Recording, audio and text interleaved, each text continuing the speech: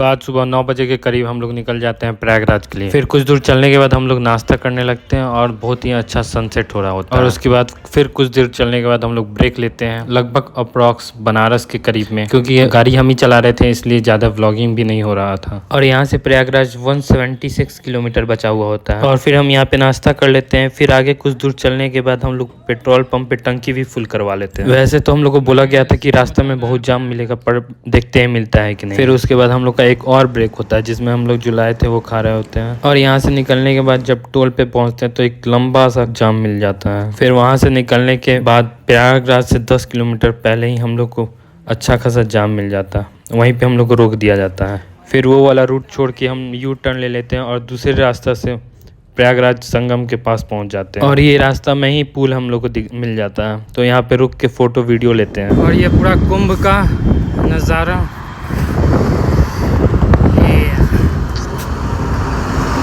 फिर वहाँ से निकलने के बाद संगम से 3 किलोमीटर पहले ही हम लोग को भयानक सा जाम मिलता है, जो गाड़ी हिल भी नहीं रहा। फिर बहुत देर बाद अंदर तो पार्किंग हम लोग को मिलता नहीं है, तो हम लोग रोड साइड ही खड़ा कर देते हैं गाड़ी को और निकल जाते हैं नहाने के लिए।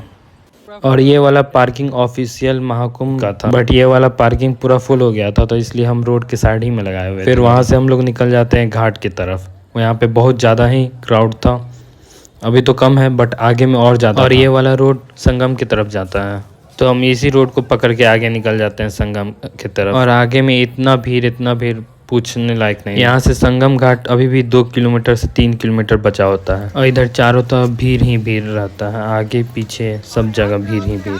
फिर हम लोग घाट पे पहुँच जाते हैं और घाट का कुछ ऐसा नज़ारा रहता है।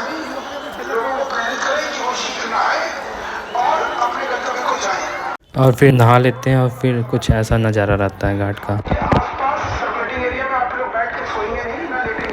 और नहाने के बाद हम लोग वहाँ से निकल जाते हैं। हम लोग वहाँ से 4 बजे के करीब सुबह में निकलते हैं, फिर भी इतना भीड़ रहता है। कुछ देर बाद हम लोग गाड़ी खोजना स्टार्ट करते हैं, बट हम लोग को गाड़ी नहीं मिलता है। बट फाइनली हम लोग को गाड़ी मिल जाता है। फिर हम लोग वहाँ से अयोध्या के लिए निकल जाते हैं और फिर रास्ता में एक स्टे होटल लेते हैं, क्योंकि मेरा नींद पूरा नहीं था। ऐसे ही वीडियो को देखने के लिए लाइक शेयर और सब्सक्राइब जरूर करें।